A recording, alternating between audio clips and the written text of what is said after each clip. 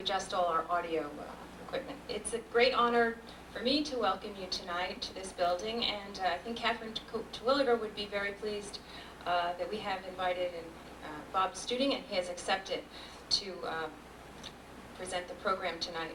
His talk is going to be In the Heart of the Southern Catskills, A Regional History, and it's related to the book that he is working on now. Bob is an author of other works, Catskill Mountain Journal, Rondout, A Hudson River Port. He is the Ulster County Poet Laureate, and he's a former teacher of mine from Ulster County Community College in the honors program, and so it's really a wonderful joy for me to welcome Bob Steuding this evening. Bob?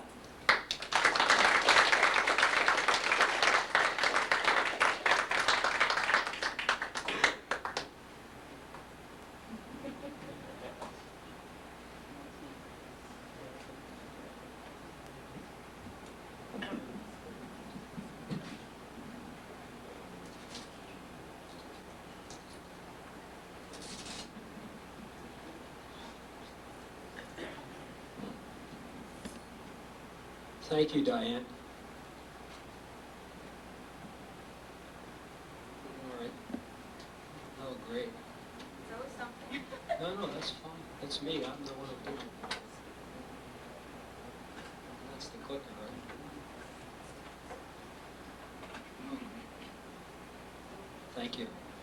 Yeah, this is good. Any place. I can't sit still. It's a real pleasure to be here. Everyone says that, I'm sure, but it's true. Diane was one of my students, as a matter of fact. I'm much older than she is. In the honors program at the college. But it's also fun to be here because I don't usually get to this part of the county very often. As a matter of fact, last week I gave a talk up at Twilight Park in Tannersville, Hayes Falls area. In a building that had been built about 1880 or so, about 120 years ago. And although I loved being there, it was a very cold, drafty building. And around 8 or 9 o'clock at night, it gets very cold up in the mountaintop area.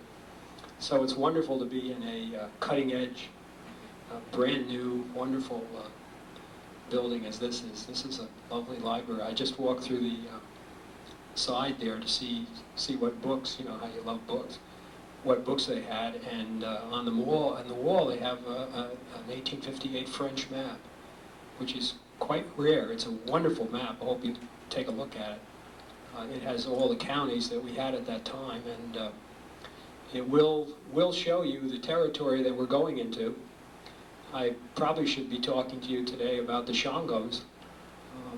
Driving here today, I looked at them to the east, and as you know, they are a lovely, lovely ridge chain of mountains.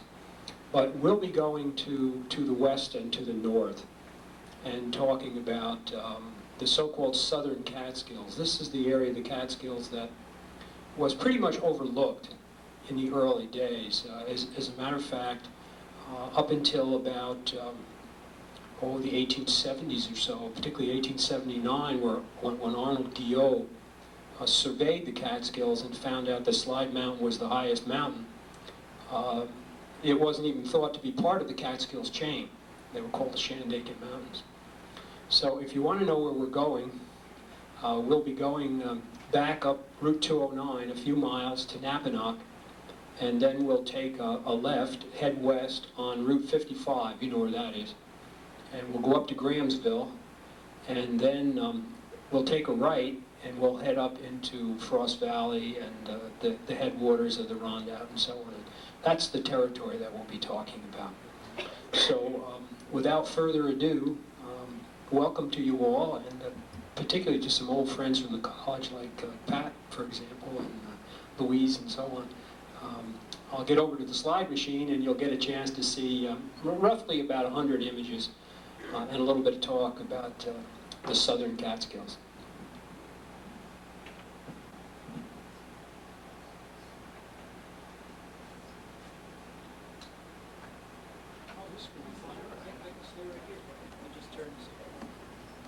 I'm not used to such high tech, you know. This is really impressive. Usually you hope there's electricity. So maybe it's better if I do stay here. Pull that a little bit. I thought I'd start with somebody you know. Maybe we should pull this down a little bit too. Does this come down a little bit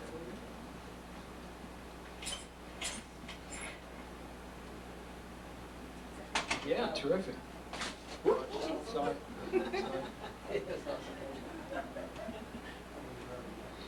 I get everybody nervous, you know. It's like John Burroughs, you know, you'll see Burroughs here. He was a man who, of course, was born in the Catskills and spent a lot of his early years hiking and camping, as you'll see. But Burroughs, too, was an absolute technological moron. And I don't know, maybe I was born in the 19th century and I'm not aware of it. But in the latter part of his life, when he was befriended by Henry Ford, is this too loud with the mic? No. Okay, fine.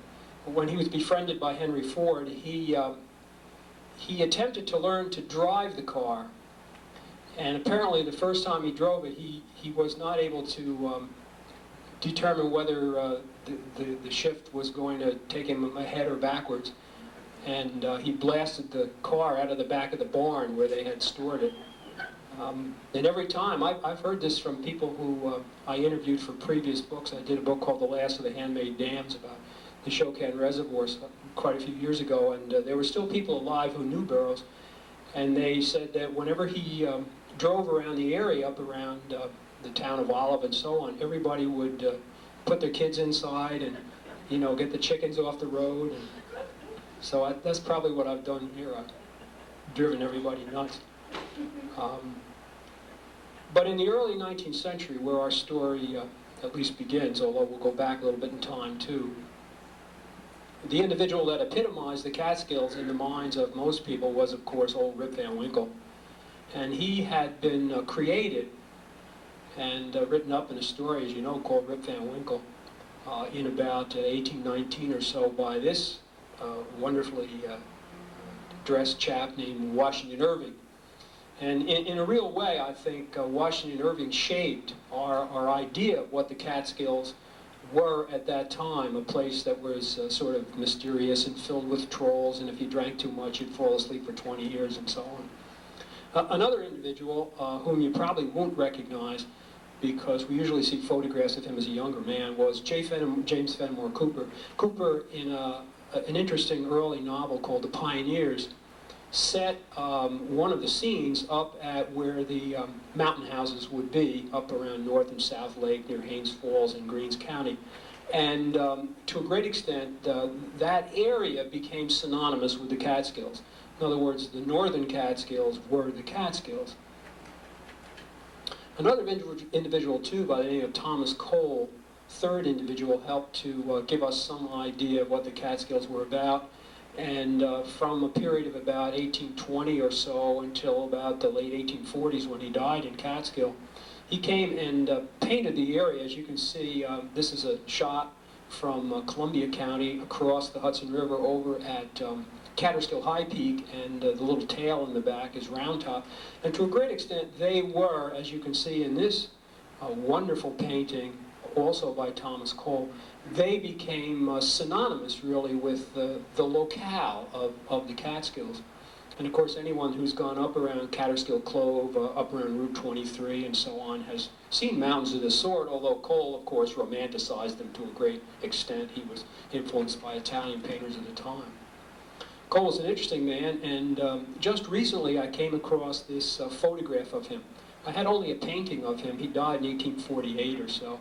So photography was still in its infancy or early stages, but I came across this daguerreotype and reproduced it. That's why the red color is coming out. But I didn't realize that Thomas Cole was vain. And you'll notice he's combed the hair over the top of his head rather than trimming it off, you know, the way we might today. One of his great paintings, which I think made him almost instantly famous, was the painting that he did of Catskills Falls, again up near Haines Falls and Tannersville and so on. And of course today it still is one of the great wonders of the Catskills, probably the most thought of waterfalls in the whole area, and still captured in photographs, if not in paintings. It is, in its 2 drops, higher than Niagara Falls. The waterfalls itself was also captured in a wonderfully long and terrible poem by the poet laureate of America in the late 19th century, William Cullen Bryant, and it goes something like, "Midst greens and shades the Catskill leaps, and something or other where the woodflower clings." We wouldn't like it too much anymore, it's a little flowery, but he did capture the area. So when people like Cullen and Bryant and Cole and Fenimore Cooper and Irving, they pretty much shaped our idea in the early 19th century of what the Catskills were. And of course it was a part of the Catskills, not the whole chain as we're developing here. But the part of the Catskills that tonight I'm really most interested in, and we'll be talking about, the so-called heart of the southern Catskills, is again the part of the Catskills that's roughly south of Route 28, and I would say north of Grahamsville, as we mentioned before. Here you're looking into the southern Catskills from South Mountain, and on the left you'll see Table, and on the right Peekamoose, which is central to the whole area. I want to make sure this is in focus. I guess it is pretty close. Yeah. Although we're talking about the Catskills, the story of the Catskills, particularly the southern Catskills, doesn't begin really up in the mountains. It begins along the Hudson River and in New York City, where individuals like Cornelius Thibault and the Livingstons, I'm sure you're familiar with them. There were a long line of Robert Livingstons. There were 4 or 5 of them, as a matter of fact, over a period of 100 years or so. And of course, the Hardenbergs, and this is the actual signature of Johannes Hardenberg from Kingston, who organized a pact of some 8 people, and they were able to obtain nearly 2 million acres of the Catskills from an individual who never came to the Catskills but lived in New York City, and his name, even though he's dressed as a woman, was Hyde, Edward Hyde. He was the regent of Queen Anne at the time, 1708, and in great need of money, as you might expect, with his proclivities.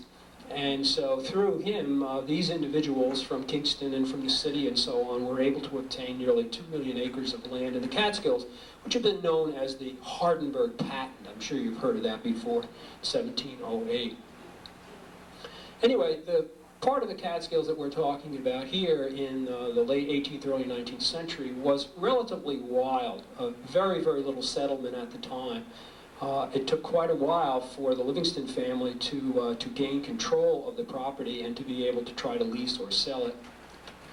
And in 1804, during the presidency of Thomas Jefferson, when Timothy Dwight, who was a son of a scion, if you will, of one of the old New England families, he was also president of Yale University and so on.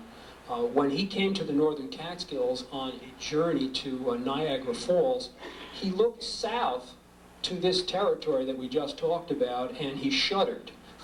He said all he could see were piles and piles of mountains and silence and solitude. Even as late as 1854, when Asher B. Durand, probably the greatest of the Hudson River Valley painters, came to the area in the southern Catskills. He came to 1853 and 1854 to what is now the area of the Shoken Reservoir in Olive City. And when he painted there, paintings not unlike this one was painted on the Esopus Creek called In the Woods. He called it, as I mentioned before, not the Catskill Mountains, but the Shandaken Mountains. Nonetheless, the territory was opened after the American Revolution. Indians had been driven out, and the individuals who had participation in or were patentees in the Hardenberg patent decided to sell or lease the land, and people came primarily from Connecticut to settle the Catskills. Wonderful image. They cleared the land. They built log houses initially. And they developed a wonderful folk culture. Now this is a slide that I think someone in the audience probably knows who it is. These are two wonderful individuals who were part of a book that I did called A Catskill Mountain Journal. It's Aunt Becky on the left and Uncle Raoul Bell. Yep, that's who it is. And they were wonderful, wonderful folk figures. Uncle Raoul's father had been a pioneer. They called him Copy Bell. He, like many people, Bell, of course, is to a great extent English-based, Connecticut name. They came into the Catskills right after the Revolution. And Uncle Raoul, that you see with a fiddle there, he was born about 1822 and died in about 1906, about the time that New York City was clearing the land and building the Shokan Reservoir up in the town of Olive. He was a rattlesnake hunter.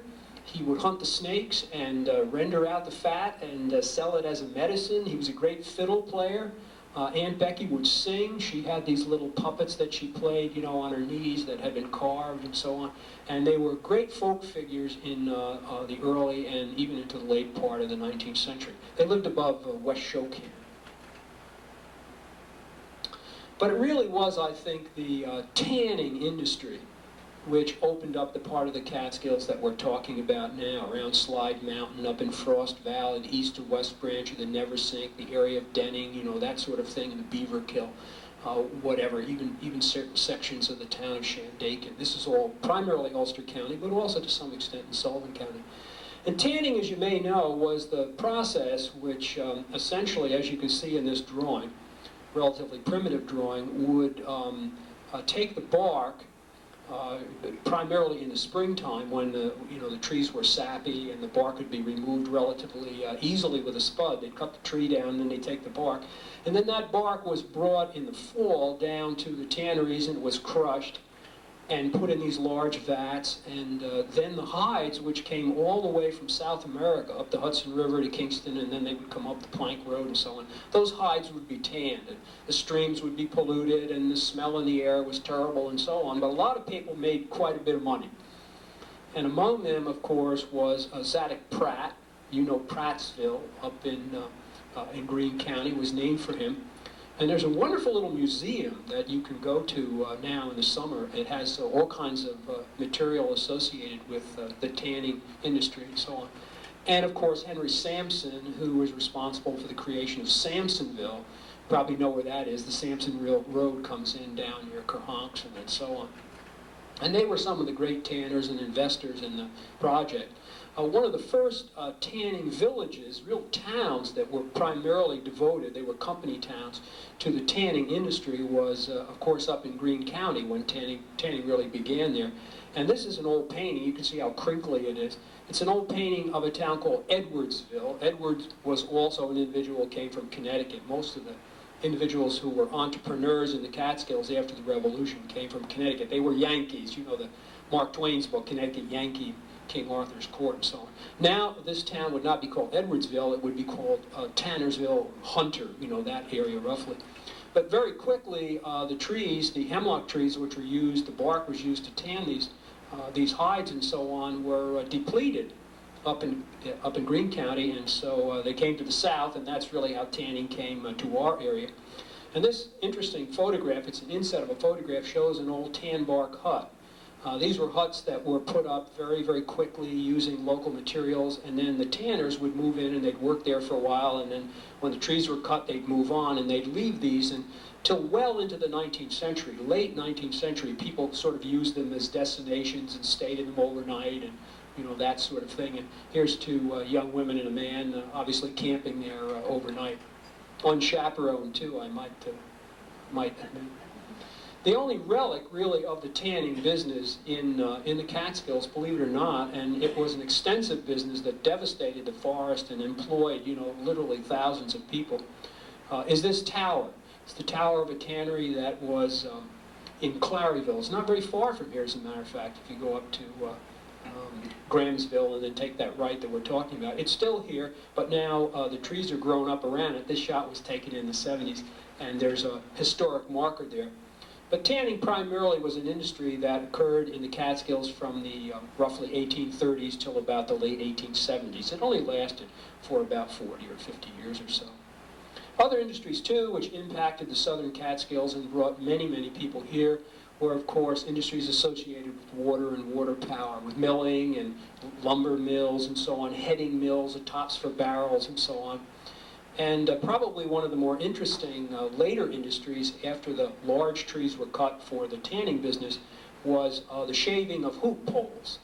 A lot of individuals supported themselves by doing that. They would take the saplings of the hardwoods, trees like ash and hickory and so on, maple, and when they were about maybe 2 or 3 inches in diameter, they would cut them, and then in the winter in these little shacks that had very, very large chimneys, fireplaces to burn the chips and to keep themselves warm, they would shave them. They were hoop shavers, if you will, and it was a way that individuals could make cash.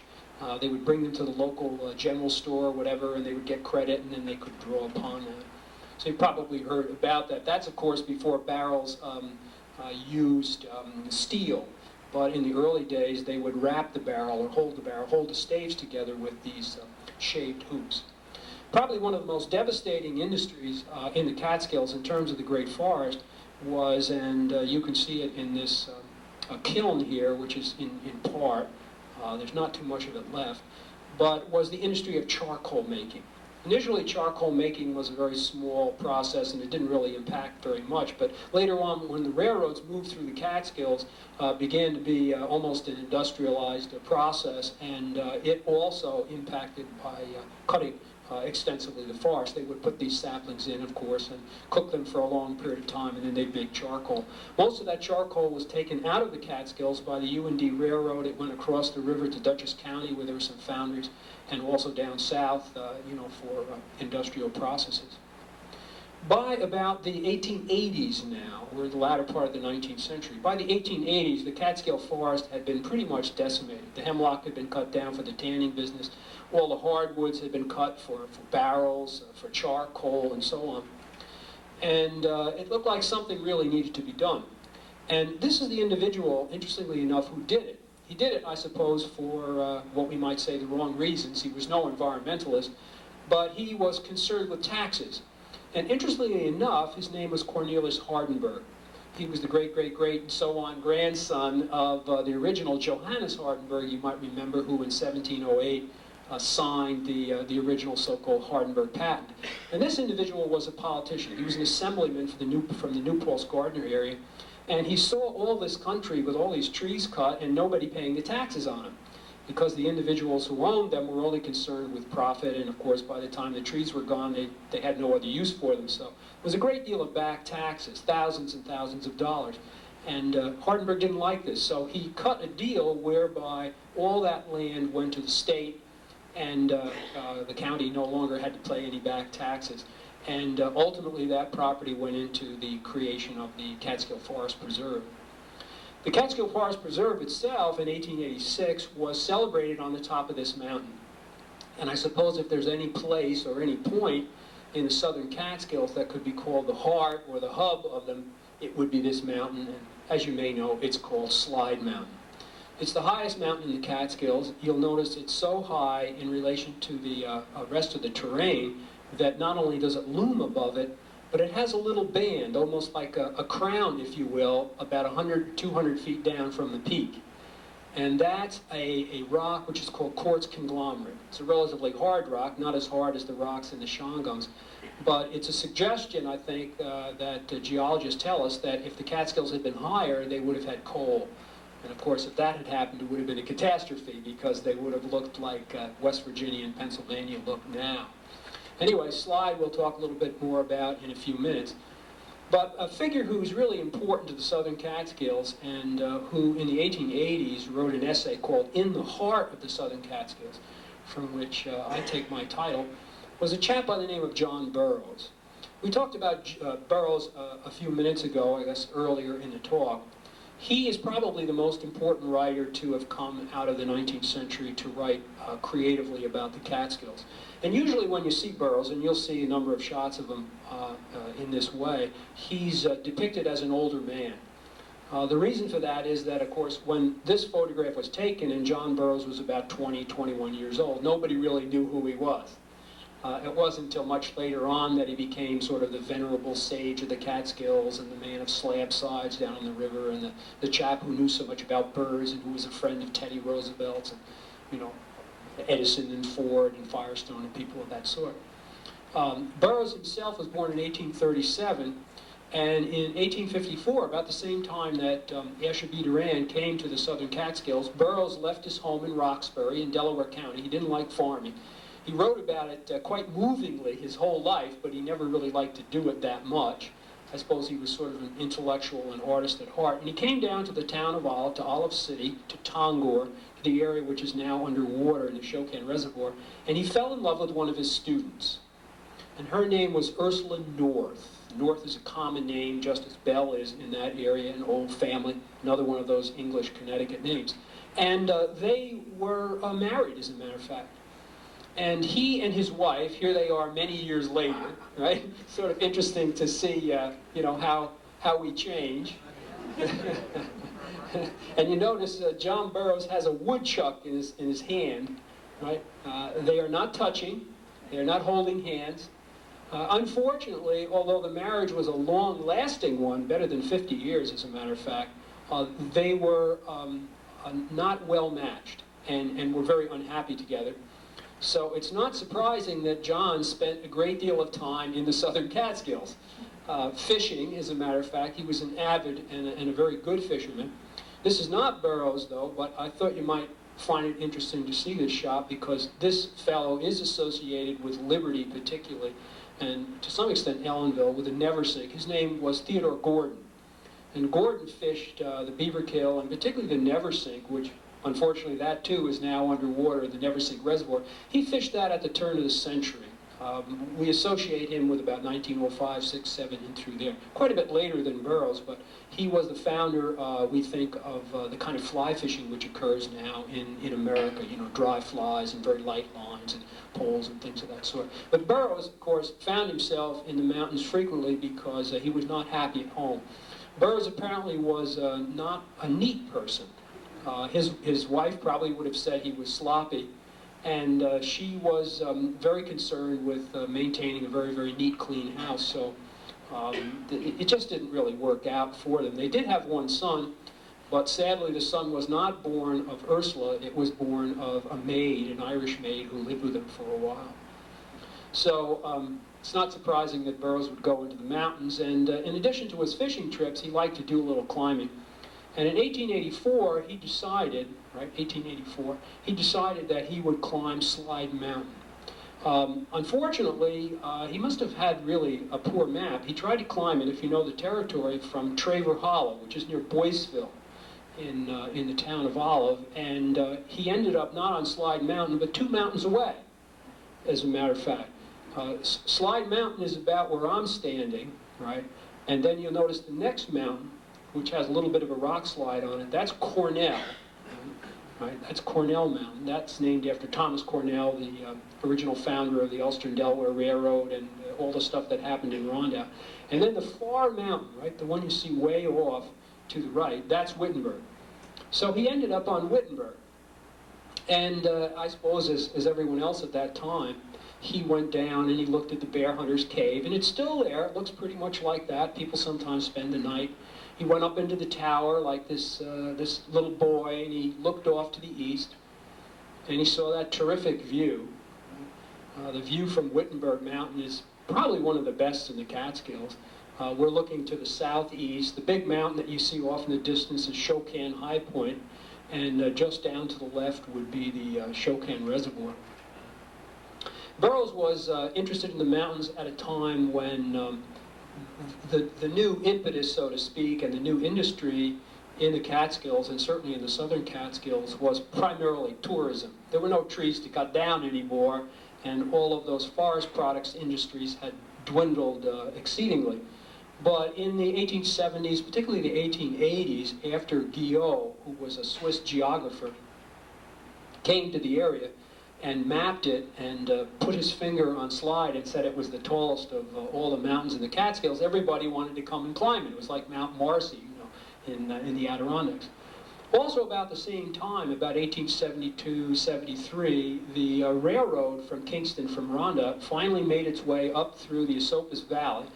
There, of course, was no reservoir there, none at that time. And this is the station up in Phoenicia, if you're interested. As a matter of fact, that railroad station has been restored, and it is a railway museum that you can go and take a look at now.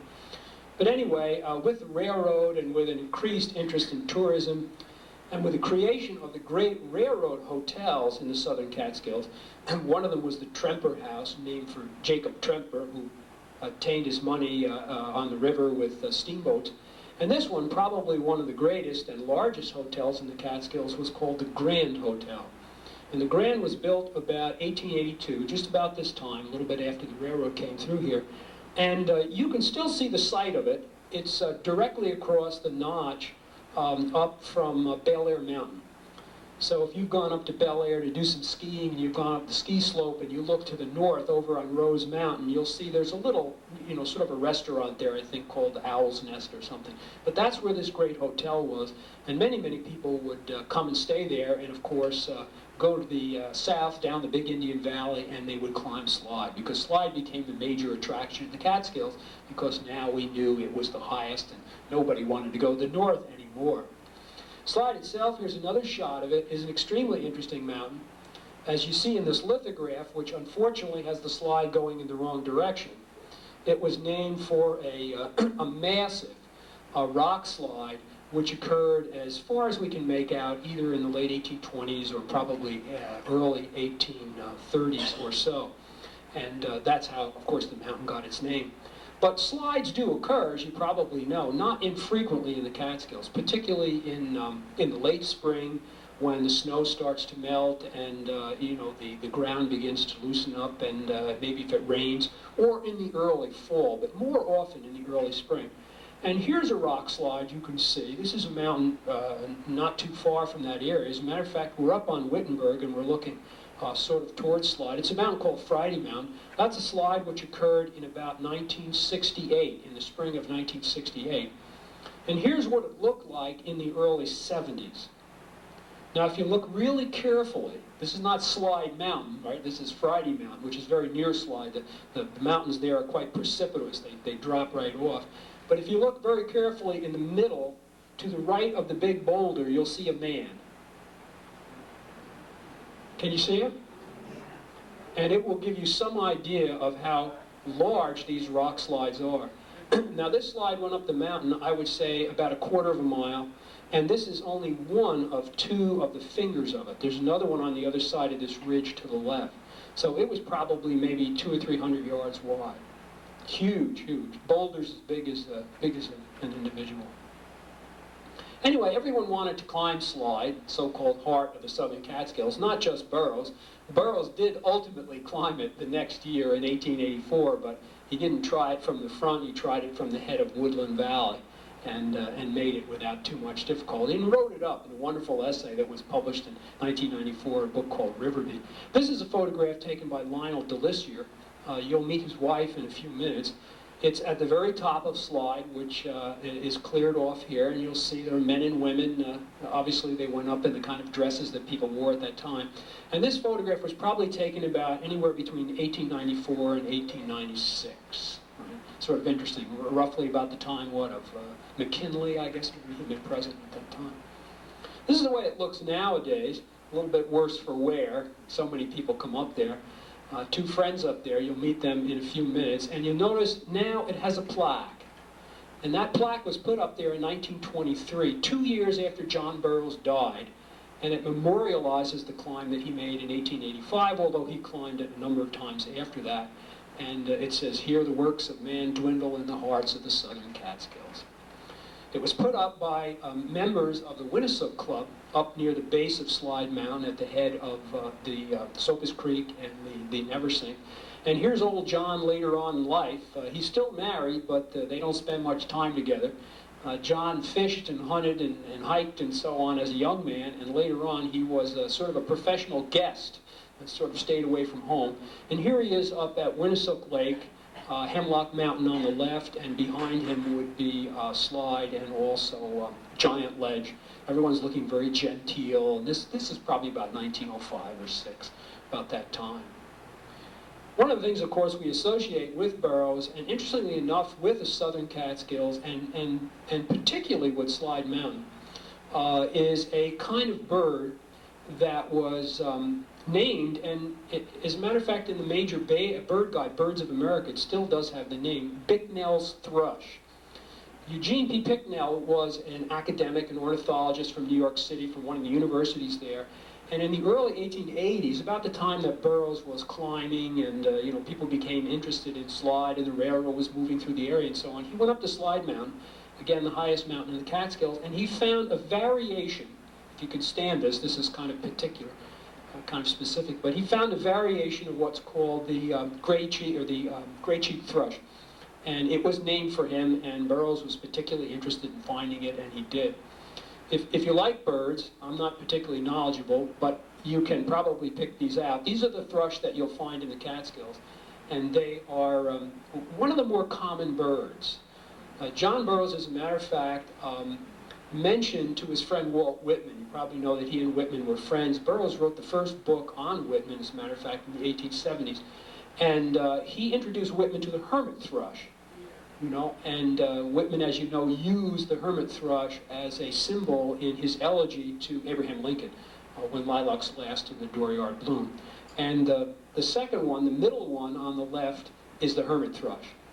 The bird at the top is the one that you most commonly hear. That's the one that goes, you've heard that one, right? That bird. That one is the wood thrush, and down below is the veery, and then to the right of that is the olive-back thrush, and then the one on the upper right is the gray-cheeked thrush. The variation on that is Bicknell's thrush. One other bird, too, you're probably ready to go crazy about birds, but these two birds are associated, particularly with the Southern Catskills, even in the literature of ornithology. And this bird you probably never have seen unless you're quite old. The last one died in captivity in, I believe, a zoo in the Middle West someplace, Cincinnati, about 1914, 15, or 16. It was the passenger pigeon. And in the early days, particularly before the American Civil War, there were so many of these nesting in the Catskills in the spring.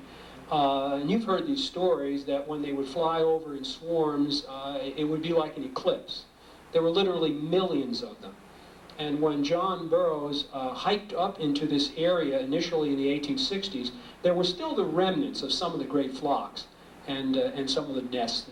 He writes about them and talks about them. But of course, they are one of the species which has disappeared from the face of the earth, the so-called passenger pigeon. Another individual, or denizen, if you will, of the Southern Catskills that Burroughs, I don't believe, ever really wrote about. He liked more domestic sort of kinds of nature, birds, particularly, and so on. But there are a great many bear, of course, in the Catskills. The most recent estimate of black bear, there are only black bear in the Catskills like this, is anywhere from about 450 to about 500 bear.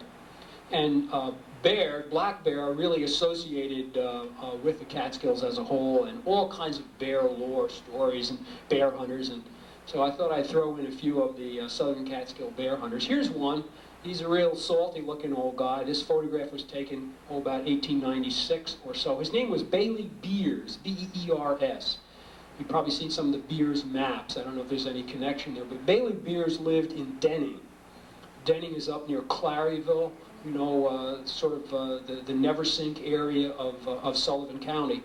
And he was the teacher of a number of individuals who followed him, one named James Dutcher, who we'll see a little bit later on. He owned a tavern there, and it's quite a salty chap. Two other individuals who sort of look like Smokey Stover or somebody like that from the old cartoons years ago. Again, these are all photographs taken in the 1890s by Lionel Delisier from Picturesque Ulster. The chap on the left is named Bill Rogers, and the one on the right who's sitting down was Dick Meisner. And Rogers and Meisner, of course, are old, once again, to a great extent, Rogers, particularly old New England names in the Catskills. They lived in the Dry Brook area up at the base of Graham Mountain, if you know where Seeger is, near Arkville, that sort of thing. the town of Hardenburg, near Delaware County, and so on.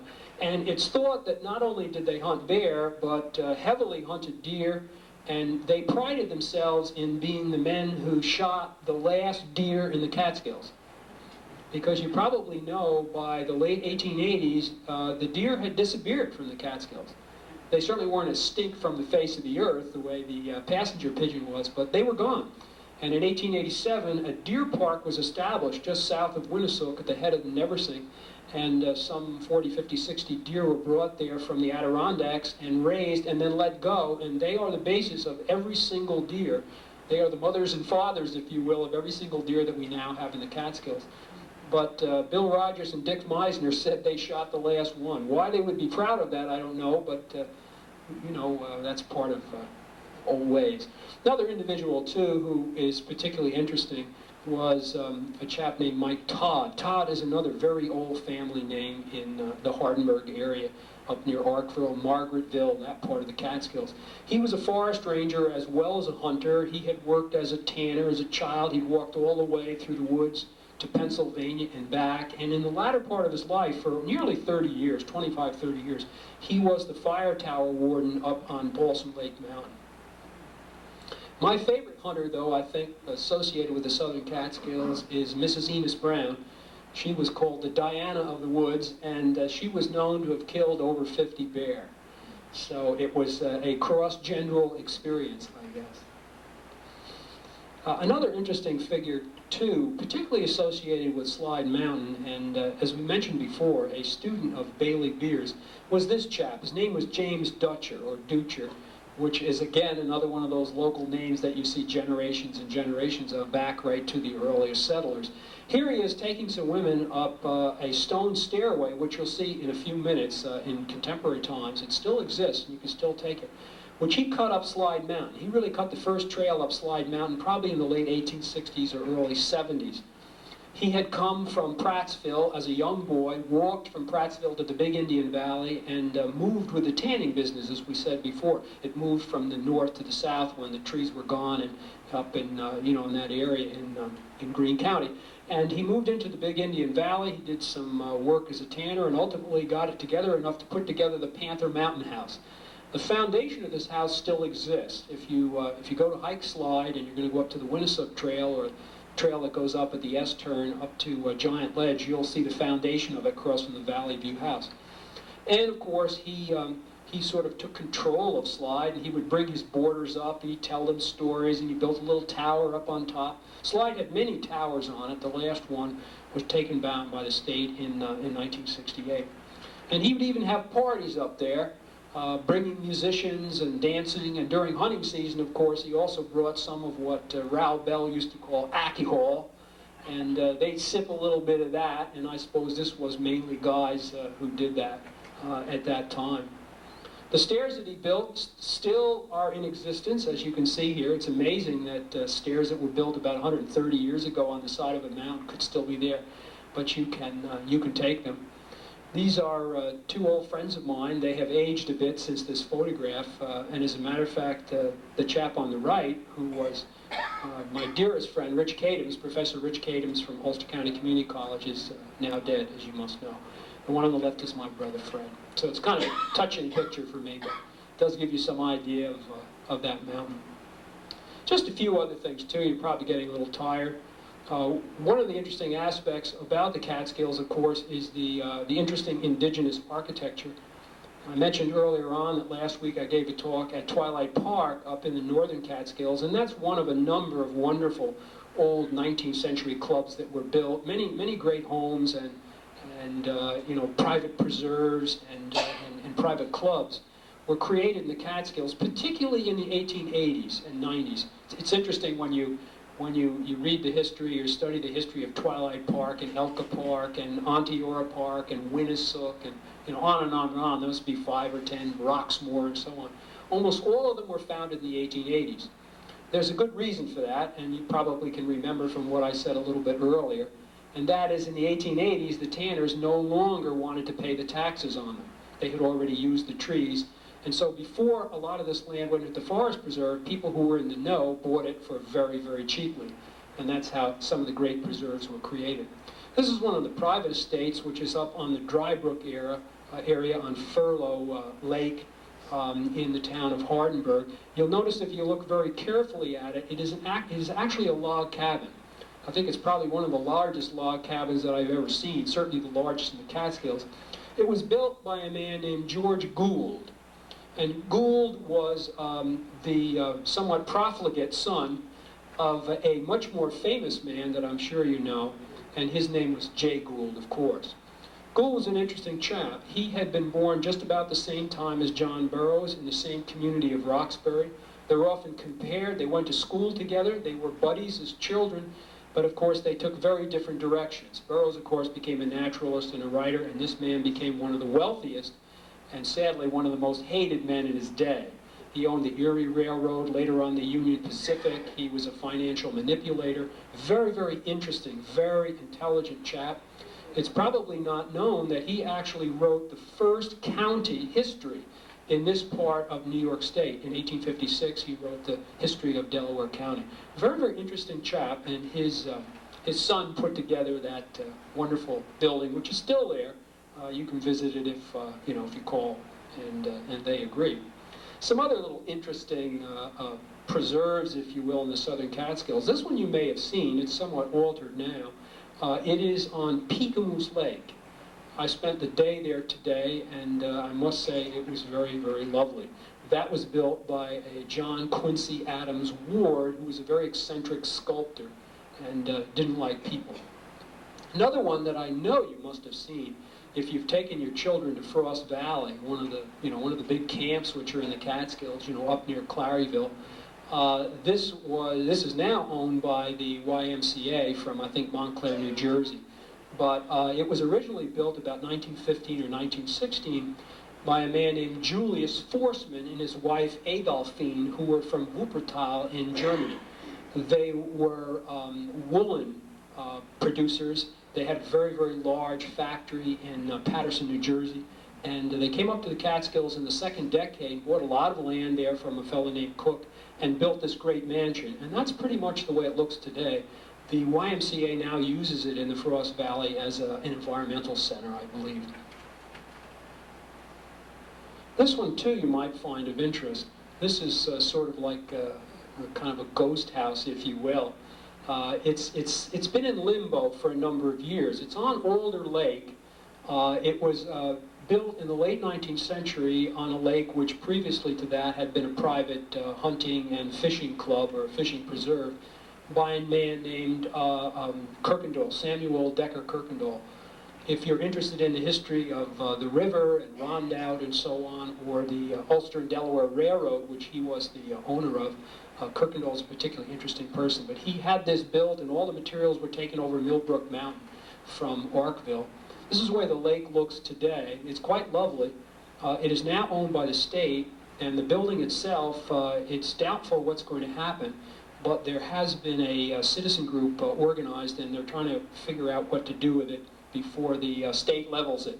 Because as you know, everything in the forest preserve has to be restored to the wilderness, be forever wild.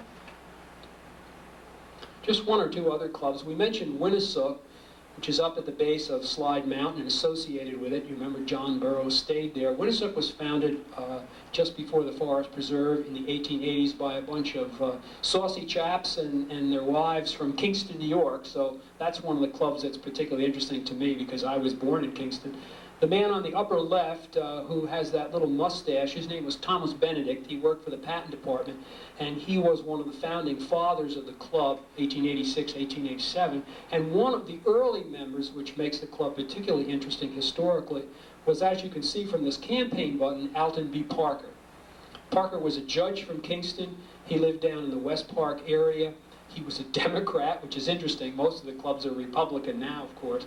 He was a Democrat, a member, original founding member of the Winnisook Club, and he ran for the presidency, you may remember, in 1906 against Teddy Roosevelt.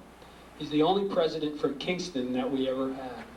He didn't do very well, but I think no one would have done well against Roosevelt in his second term. And finally, one last little preserve, very, very small one. As you can see, it almost looks like Thoreau's cabin on Walden Pond. This was the cabin that was built on Beecher Lake, which is in the Beaver Kill area of the town of Hardenburg, by a man named James Beecher. Now, he may not mean too much to you, but I think in a minute I'll explain why he's of some significance. But his life was an interesting one. He came from that big family of Beechers that were ministers and abolitionists and so on in the early 19th century. And he himself was a minister, and he and his wife went to China. They lived there for many years as missionaries, came back to the United States. He remarried. His wife was an alcoholic and committed suicide.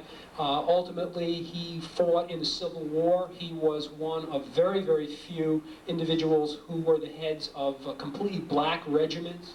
And ultimately, he gained a position at the Congregational Church in Poughkeepsie, and then had a breakdown. And he went up into the Catskills, and he and his wife lived there for about 5 or 6 years. Very much beloved. All the newspaper people came and visited him and so on. But sad to say, his depression overwhelmed him, and he committed suicide in Elmira in the 1870s or 80s. Pressed the wrong button. But, interestingly enough, his sister, as you can see here she is with her husband, and here she is with Henry Ward Beecher, her brother, from that large Connecticut family. I think you know who she was. She wrote Uncle Tom's Cabin.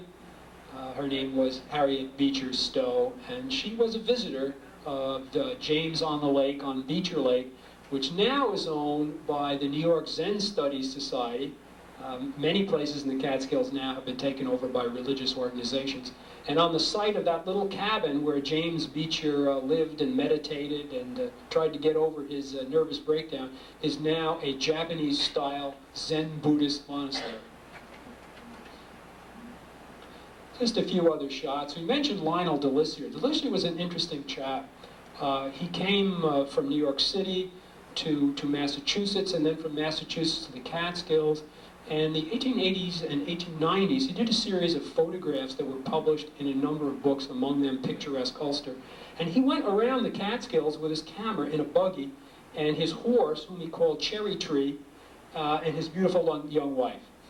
And every once in a while, among these photographs of old geezers like Rogers, you remember, and Dick Meisner, and people of that sort, he would shoot one of his wife. So I thought it was only fair that we should see her, and here she is with her fishing pole someplace up on the upper Rondow Creek, looking for trout, but it looks like maybe she got the hook caught in her dress. But very, very interesting photograph. Also, this one, it's a little out of focus, not because of the reproduction, but because of the original photograph. The man on the left was named Timoris Longstreth. Longstreth wrote for the Christian Science Monitor. He wrote a series of travel books in the early 20th century. He visited this area, and he wrote a book called The Catskills, published in 1918. And he is the first writer who was avowedly homosexual and was clear about it. That's kind of interesting back in those days. A few other people, too, that we really have to thank. This is a man that I think you probably know and we've all come to love. He looks a little bit older now. As a matter of fact, now he's 96 years old. His name is Alf Evers. Alf wrote the definitive book on the Catskills, and much of what I've written has come from what Alf has done in the earlier days. Alf Evers, The Catskills from Wilderness to Woodstock. Also, Norman Kasdan, very interesting chap, sad to say, deceased, and also my old friend Herb Halfrecht. Herb was a wonderful, wonderful individual. He was a musicologist. He and Norman Kasdan not only worked at Camp Woodland, but they put together the best books on the folk music, the early folk music of the Catskills. And they knew all the original singers like George Edwards and so on, some of the people you'll see in a minute or two. Herb lived in Woodstock in the latter part of his life. His wife Betty is still alive. He was a great mentor, wonderful human being, great composer. You may have heard some of his music at the Maverick in Woodstock where he lived. And his book, The Folk Songs of the Catskills, is really the definitive work on the early music. Also, another individual who's been extremely helpful in preserving and presenting the lore, if you will, particularly folklore of the Southern Catskills, was an individual named Norman Studer. Studer had grown up in the Midwest. He was of Mennonite background. He came to New York City. He married his childhood sweetheart, They worked at the Little Red Schoolhouse there, and he and his wife came up to Woodland Valley near Phoenicia, and they set up an interracial, communist, multi-gender camp, which is like nothing that I've ever seen before. And it ran from the late 30s until, well into the 1950s, when, under the scrutiny of Joe McCarthy, and you remember the anti-communist period of that time, the camp was ultimately closed. But during those years, particularly in the 1940s, he gathered together some of the last individuals who could trace their roots back to the early pioneers.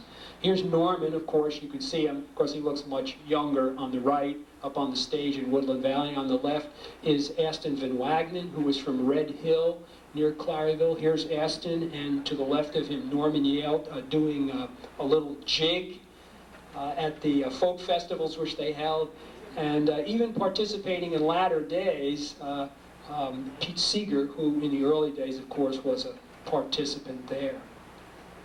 Well, finally, the Southern Catskills still remain a relatively undeveloped and poor area. A large part of the Southern Catskills are in the New York State Forest Preserve, and of course a substantial part of them have been taken over by the city of New York for reservoirs. You probably find it interesting to note, of the 6 major New York City reservoirs, 5 of them are in the Southern Catskills. 5 out of 6 are in the Southern Catskills. The only one which is up north is the Schoharie Reservoir. And so the city is a big player, if you will, here, just as the state is, and the standard of living is not relatively high. And now with the demise of the great hotels in this area, in Ellenville and Liberty and so on, Grossinger's and some of the great hotels, you've probably seen Woodbourne recently, times are kind of tough here in the Catskills. But there's still some wonderful things to see, of course. The Southern Catskills, particularly the Dry Brook area, are known for those wonderful covered bridges. People come from all over the country to see them. We have some spectacular waterfalls. They may not quite compete with Catskill Falls, you remember, which we began the talk with up in the northern Catskills, but of course very, very beautiful, particularly in the Peakamoose Gorge. And certainly the flora and the fauna of the Catskills all over, as well in the south, are very, very striking. So whether you enter the Southern Catskills as a hiker with a guide, or you go by yourself, as I seem to be doing, they're a wonderful place to study and to walk around in. And I hope you've enjoyed tonight our little trip into the so-called heart of the Southern Catskills.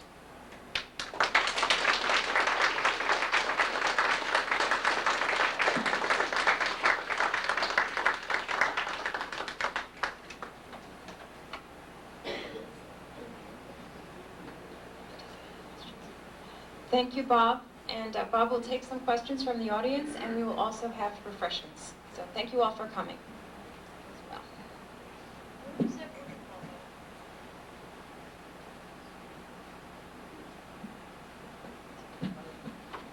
Pat asked me where the waterfall was. That was the one in Sampsonville. You know where Burgraff's house is in Sampsonville? Yeah. That's right. That's right. Yeah. We talked a little bit about Sampsonville being a tanning town in the tanning era. Again, in the northern Catskills is much earlier, but in the southern Catskills, the tanning era runs from the late 1830s, 40s until about 1870 or so. Sampsonville had the largest payroll of any community in the Catskills. It's amazing to think about that now. When you go through Sampsonville, there's just a few houses and Tedda's store.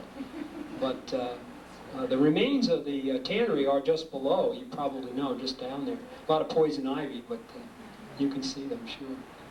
Yes, sir? Can you tell us more about the source of the Rondout Creek? Oh, sure. Yeah, the source of the Rondout Creek. My previous book was, as Diane so kindly mentioned, was Rondout, Hudson River Port. And I was primarily concerned with the city of Kingston and the river and, that sort of thing, so I didn't really write about where the Rondout comes from.